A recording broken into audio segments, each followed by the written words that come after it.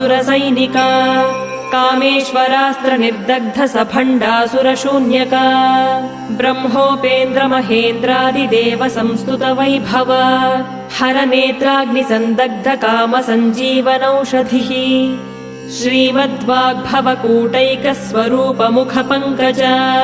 कण्ठाधः कटिपर्यन्त मध्यकूटस्वरूपिणी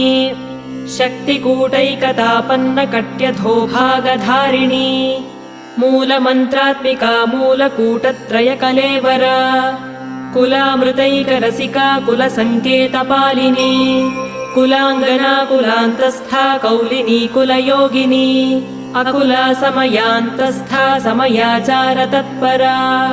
मूलाधारैकनिलया ब्रह्मग्रन्थिविभेदिनी